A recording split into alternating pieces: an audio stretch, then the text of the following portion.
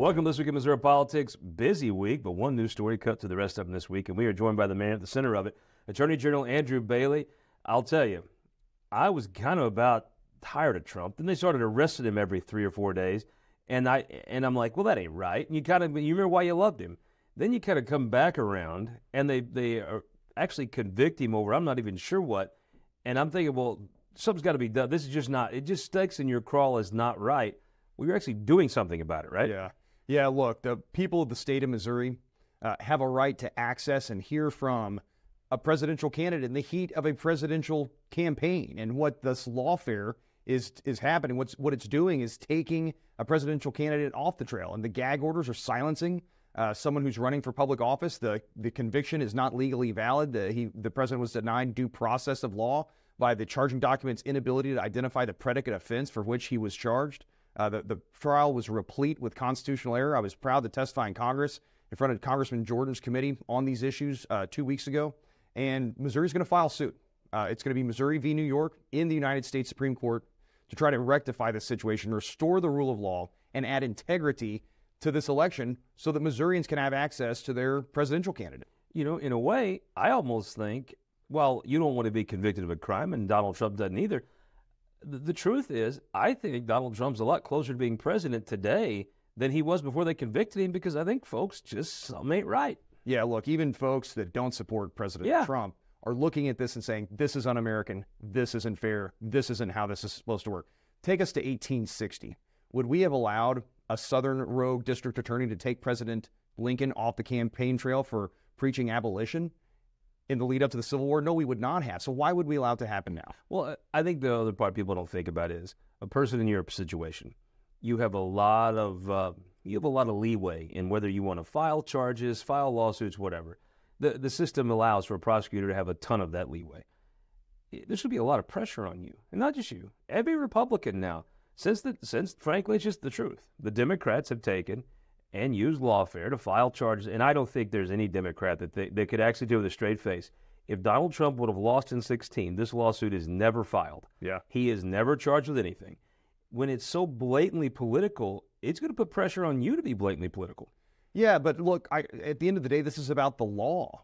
And again, Article 3, Section 2 of the United States Constitution allows for the Supreme Court to hear cases between states. And right now, Missouri's got a problem with New York because New York has taken a presidential candidate off the campaign trail and denied our ability to hear from that candidate. That's illegal. That's election interference. We're going to fight that. I never liked most folks from New York, so go get them. Big announcement in this race. The Missouri State Troopers have made a decision on who they're going to back. Yeah, I'm excited to have the support of the Troopers Association. You know, we have been able to secure the endorsements and support of every major law enforcement agency in the state of Missouri. And I'm proud to stand with my brothers and sisters who put on the uniform every day, put their lives on the line to keep us safe. I think safer streets equal prosperous communities. Ever since we removed Kim Gardner from office, I've traveled circuit by circuit, meeting with elected prosecutors, police chiefs, and sheriffs. We have increased criminal prosecution from my office by 133% in 1 year. That's my commitment to the rule of law, to our men and women in uniform law enforcement, and I'm proud to have earned their support. Picked up a big endorsement early in the campaign, the state's biggest conservative, Eric Schmidt. Yeah, you look, it's an honor to be carrying on Senator Schmidt's legacy. Yeah. He left behind big shoes, figuratively and literally, and I am trying to fill those shoes, and I'm proud of the work we're doing and having earned his support. Having him acknowledge that the work we're doing, carrying on his legacy and carrying on his vision for conservative values and the rule of law really means a lot to me, and I'm grateful. Would he have endorsed you if you were as tall as he is? I think that might have been an issue, right? Yeah. Look, nobody's as tall as Senator Eric Schmidt. So it's the campaign is the most interesting dynamic on the ballot. You have Will Sharp, very intelligent guy, but from New York. You're a Montgomery County farm guy, a guy that served the country in the military and went to Mizzou. You have a ton of support from folks that went to Mizzou, folks, the Missourians. He has a ton of support from New York. It's got to be a little daunting looking at that Manhattan money tsunami that the East Coast folks are going to deluge on you. Yeah, look, this choice couldn't be more clear. I'm the only Missouri candidate in this race, and I'm proud of that. And I'm proud to have 99% of my support from right here in the state of Missouri. We've been fighting and winning for Missourians since day one in office. That's why I've earned the support of law enforcement agencies and Senator Eric Schmidt. And people are seeing it, and they're excited, and that's shown up in the polls. And Wall Street Willie needs to find a different job. He is a smart guy, but it is a true contrast. And you do have essentially a campaign from the East Coast coming here to buy Missouri. I would think it'd be a little intimidating, but it doesn't feel like you're afraid to throw a punch, right? Hey, look, 2 years in Iraq getting shot at, this is nothing for me. Wall Street Willie picked a fight he's not going to be able to finish. I saw that one of the campaigns put out that you had some fishing tickets expunged. And while I don't know how people in Chesterfield feel about that, there is no one in West Butler County that thinks there should ever be a ticket written for fishing. Hey, watch out if you're fishing. Make sure you're following the rules. That's what I learned as a young kid, and I paid my fine and moved on about it, and I still fish today, and I make sure I follow the rules. It's that simple. Well, Missouri, I'll just tell you, personally, I don't think you should be getting tickets for fishing, but I'm not as much of a lawman as the Attorney General. Let's talk about a case that actually probably impacts folks maybe as much as anything outside of obviously the far-reaching case you just talked about. Missouri versus Biden. Tell folks what that's about. Yeah, look, this is a lawsuit to protect our First Amendment right to free speech. We've uncovered a relationship of coercion and collusion from the federal government across a spectrum of bureaucratic agencies to silence Americans' voices, silence Missourians' voices on big tech social media platforms. This is the most important First Amendment suit in this nation's history. I'm proud that it's Missouri v. Biden.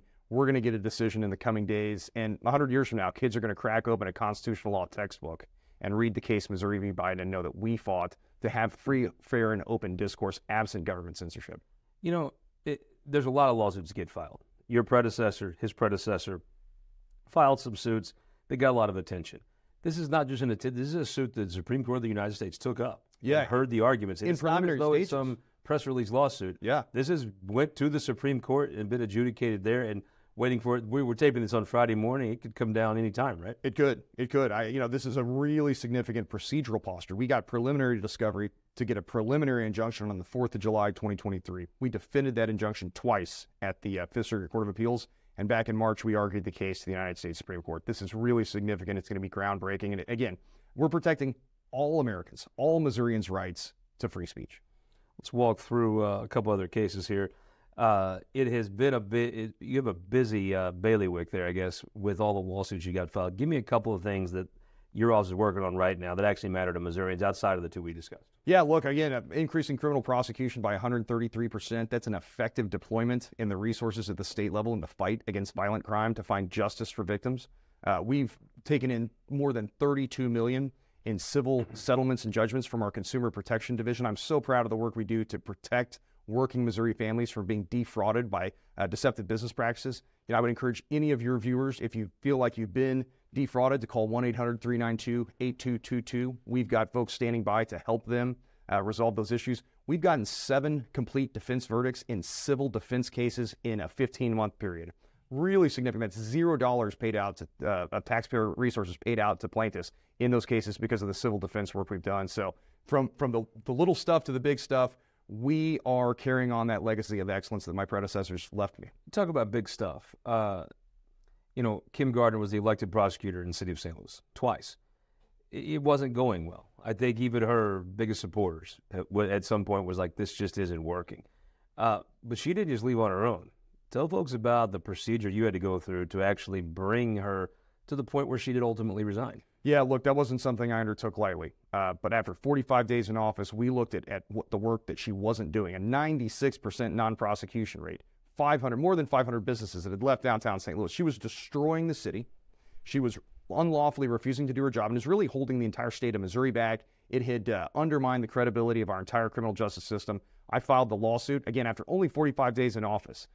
The writ of quo warranto to remove her continued to push that forward. She resigned hours before going to court when she was going to be ordered to sit for a deposition and turn over documents. She resigned because of that lawsuit. Tell me about Gabe Gore, the guy that took over for her. Yeah, he's doing a great job. Look, he's prosecuting cases, kept the warrant office open, is supporting law enforcement. I was just at the St. Louis Metropolitan Police Department memorial breakfast back in May and heard him speak and his commitment to the rule of law and justice for victims. And it's inspiring. Glad to see that the rule of law has been restored in the city of St. Louis. So, end of the day, you get to travel this entire state. You're from Montgomery County. You know what Missouri is all about. Donald Trump, I see some of the warts, right? I see some of the criticism. They're not all invalid. But he has a special relationship with the state. Yeah, he does. It is unlike anything I've ever seen. Yeah. Look, folks want to put America first. They want someone who represents working families that share their values and that puts this country first. Donald Trump started a movement. And I think people in the state of Missouri are ready to get back to leaders who put America first. So, end of the day, you got to go to I was with you at the Cattleman steak fry.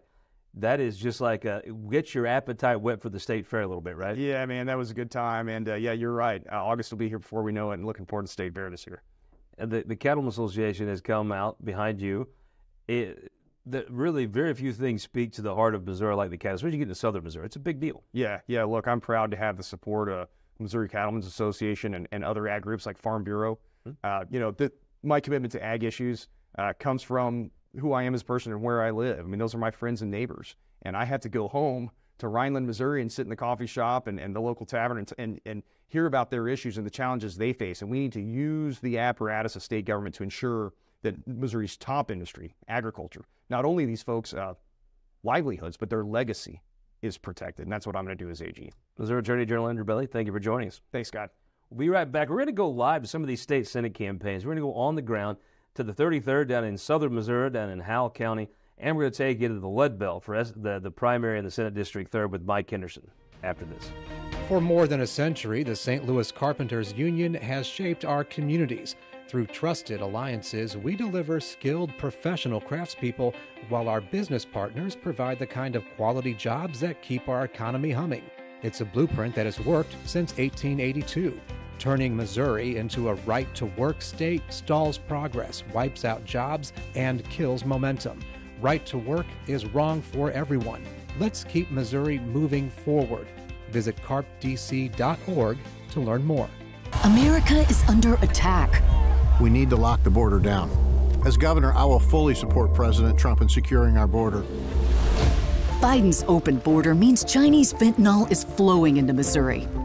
Now they're coming for our land. China is the enemy of our country and of the state of Missouri. As governor, I will stop China from bringing fentanyl into our state and from buying up our farmland. Mike Kehoe will defend our borders and stop China. Paid for by the American Dream Pack.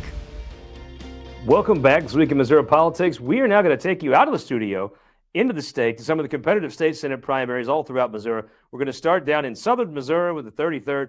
Representative Travis Smith, welcome to This Week in Missouri Politics. Thank you for having me. How's the campaign going? It's really well. We're out there every single day.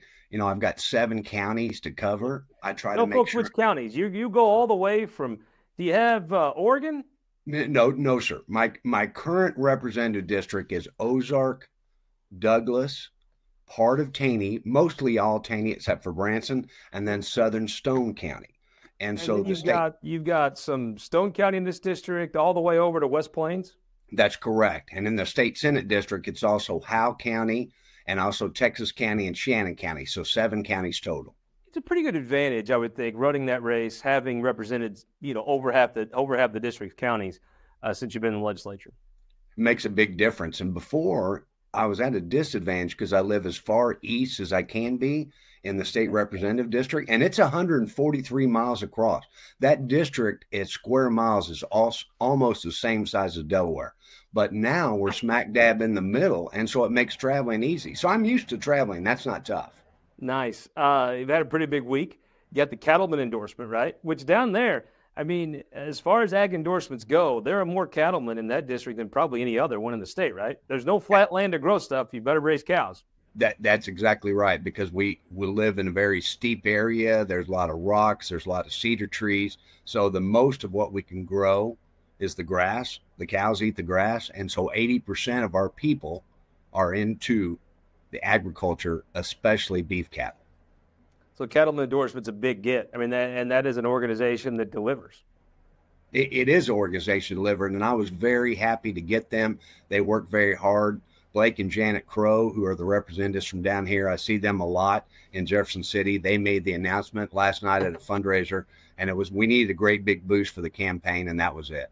Speaking of endorsements, a couple others that matter down there. You have the IAFF, the firefighters, and the FOP, the cops. Cops and firefighters are pretty big deals down in southern Missouri. And the firefighters, when I first started campaigning, Scott, I was brand new to the district. I went around to volunteer fire departments, and you have to remember these are people who work 30, 40, 50 hours a week, and then they put in 20 to 30 hours serving as a volunteer fireman. So I really appreciate all they do, and I certainly appreciate law enforcement. Think about a volunteer firefighter in southern Missouri. You never get a good night's sleep because that phone could go off at any time. You're going to be up and at 'em. Well, and many times too, they are extremely underfunded because it's all based on membership. And we're driving trucks from the Missouri Conservation Department. They were kind enough to give us their brush truck. Sometimes they have 300,000 to 400,000 miles on those trucks. So you take it out for one call, you got to bring it back in and service. So we're at a huge disadvantage. And that's something I'd really, as a state senator, and I've tried to work on as rep, find some funding mechanisms for our volunteer fire departments. Being in southern Missouri, you're right button up on where I'm from, West Butler County. If I had to guess, Donald Trump's pretty darn popular in southern Missouri. He's very popular. As a matter of fact, in Oregon County, you mentioned them earlier, that had been a traditionally Democrat county since the Civil War. It was the first time they ever voted for a Republican. So Trump is where it's at in southern Missouri, and he's my candidate for president, and I'm going to back him. I tell you, it is amazing the connection. Look, I understand Donald Trump has his detractors. I understand there's reasons for that. But as far as his popularity with folks in rural Missouri, especially southern Missouri, it's unlike anything I've ever seen in politics. He's a businessman, and that's exactly what government needed, was someone who ran the government like a business. We get tired of hearing how much in deficit we are and how much we're going to owe for generations and generations. And when you get a businessman who's in politics, it makes a big difference. If I can only think of another businessman running for office that's on this TV show right now, right? I've signed both sides of the check. Right? Yes, sir. And that's one thing we talked about that's very important is the fact I've signed both sides of the check. I know what it's like to be a small business owner and deal with all these burdensome regulation and rules we've got. We've got to make it easy to do business in the state of Missouri. You have big shoes to fill. Carl Esslinger took over at DESE. You have a very, very big person to follow in the wake of. Yes, I do. And Senator Esslinger, I think she's going to do a great job with DESE. I think it's going to be one of the things that's great for public education. The difference between Senator Esslinger and I is I was always kind of a school choice guy. The 3 reps that served before me were all former superintendents. So it was different to have somebody in that office who was going to be school choice. But there's 44, 45 other states that have already done something with school choice. Missouri is one of the 4 not to do it. And we constantly, Scott, call ourselves the show me state. But unfortunately, that means we're asking all the other states to show us how to get that stuff done. We want to get to a situation where Missouri is a leader in what we do, and other states are looking for us and saying, Missouri, show us how to do that. Representative Travis Smith, good luck in the campaign. Thank you so much for joining us here on This Week in Missouri Politics. I really appreciate you having me on, sir. We'll be right back with Representative Mike Henderson, who's running in the 3rd District, down from the Lead Belt up to Jeffco. Don't forget, go vote any social media platform. This Week in Missouri Politics, Missouri Times. You can go to Scott Faughn anywhere on social media, and you can see our poll for governor. We'll be telling you the results next week. We'll be right back with Representative Mike Henderson here on This Week in Missouri Politics. You know, Missouri farmers have been doing what's best for their land for generations. After all, no one knows what it takes to feed and fuel a growing global population better than they do. So why are trial lawyers threatening Missouri farmers' best defense against weeds? Our farmers don't need to be controlled. They need to be supported. Keep glyphosate in our state. Show your support at TakeControlMissouri.com. Paid for by Modern Ag Alliance in support of Missouri farmers. Data captured by our state-of-the-art monitors helps us pinpoint the timing and location of severe weather more accurately and respond to trouble more quickly. Ameren Missouri's investment in smart technologies like this is one way we're improving reliability and restoring power faster than ever. Responding to trouble before trouble hits. That's energy at work. Ameren, Missouri. Welcome back to This Week in Missouri Politics. We are going to continue our tour around the state to go to some of these competitive state senate primaries. This time we are going to the Lead Belt with Representative Mike Henderson, running in the 3rd Senatorial District. Representative, thank you for making the time. No, thank you very much for having me on. I appreciate it. Let's get into how's the race going? Very good. I feel very good about it. We've been knocking a lot of doors, getting a very good response on the doors, and feel like I'm learning even more about the entire district. I think I knew St. Francis County, but you're learning a whole lot more about Washington, Crawford, Jefferson, and St. Genevieve County, and it's been a really good experience. It's a cool district. It hits the lead belt. It's got some Jeffco there. Stretches all over to Crawford County, right? It does, correct. So what are you hearing from folks on the doors? I'm hearing from people that they're worried about illegal immigration. That's a big concern to them. We may be in Missouri, but they still feel like it affects them. They're worried about inflation and what it's doing to their pocketbooks. I'm hearing that a lot of them think we need a change in leadership. They're very pro-Trump and say, we can't survive 4 more years of Biden is what I'm hearing from a lot of people. As far as the state level, a lot of things is continue to decrease our taxes. They're very happy about some of the things we've done with taxation. So those are a few of the things I've heard from individuals at the door. I tell you, the immigration, I in my gut, it's probably always been about this bad, but it has finally struck a nerve, and the American people, I think, are ready to see something happen. I saw there's a whole rash of murders, rapes of illegal immigrants. I'm telling you, my gut tells me the time for talking on immigration is about over. The American people want something done. I could not agree more. And what I'm hearing from people, I'm not I'm not against immigration because that's what most people got here from. Sure. But these illegal immigrants, we have to do something about it. We can't finance them. We can't continue to pay for them, and we've got to do something about it. I think it's finally reached a tipping point. And people have different opinion on Trump, but credit Donald Trump. I don't think this issue would be where it is right now in this country without Donald Trump making it an issue. Oh, 100%. I think he brought it to the forefront and showed people maybe behind the curtain and what has been going on. And now that people know what's going on behind the curtain, they're becoming more and more upset about it. And of course, now the news media has picked up on some of these stories, as you just alluded to a while ago.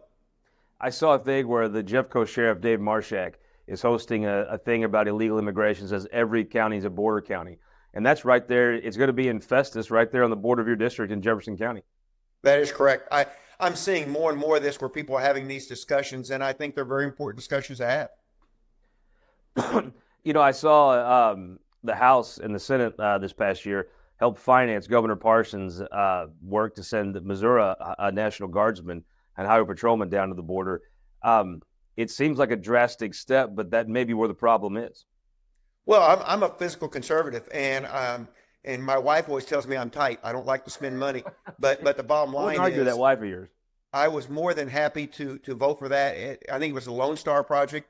Yeah. I think we have to do our part. Texas is trying to fight that battle for a lot of us, and Missouri taking part in that battle. I'm very proud of that.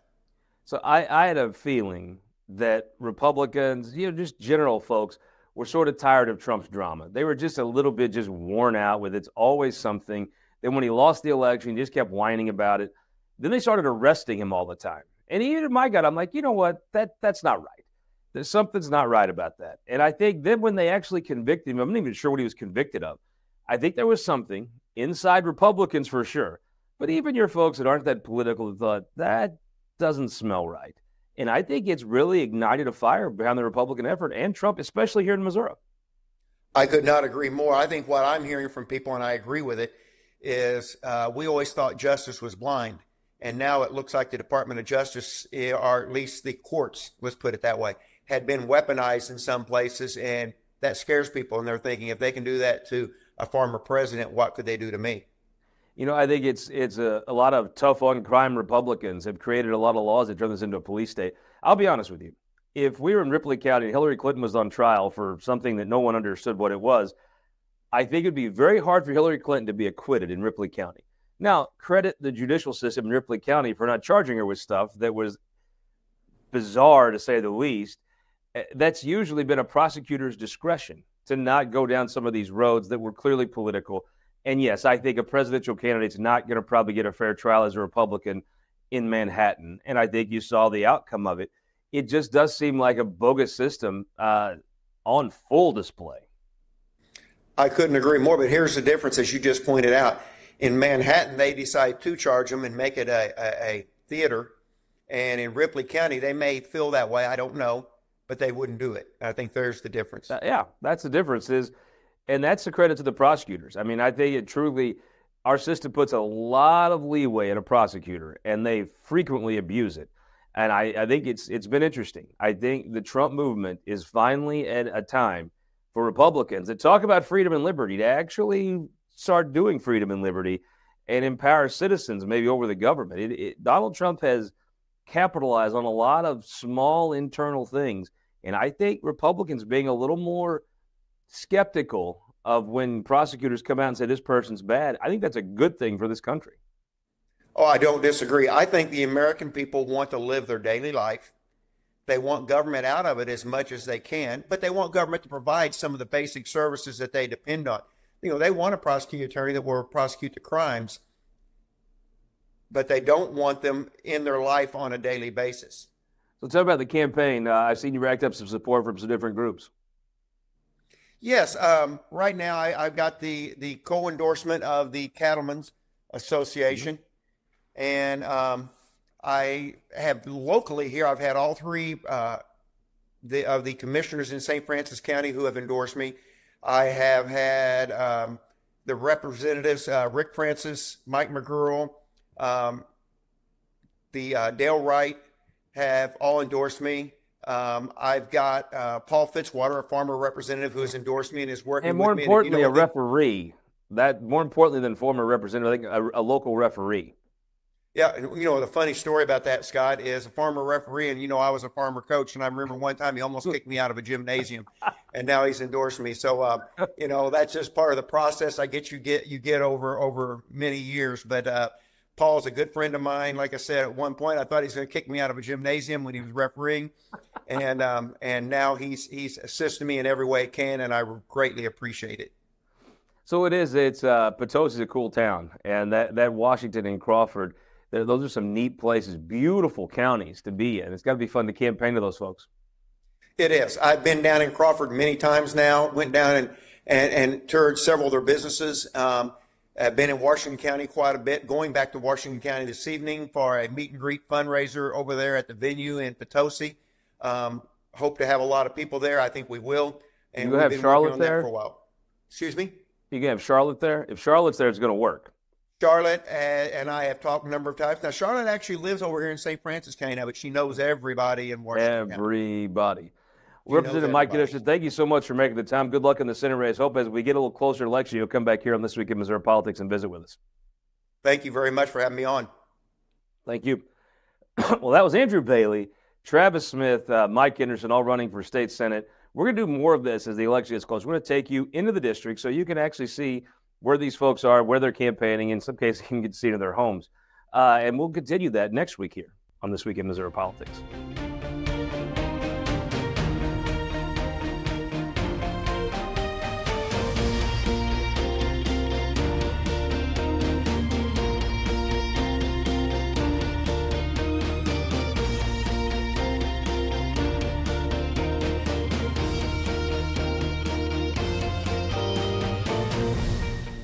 This Week in Missouri Politics is sponsored by the Missouri Automobile Dealers Association, Ameren, Spire, and the United Electric Cooperative.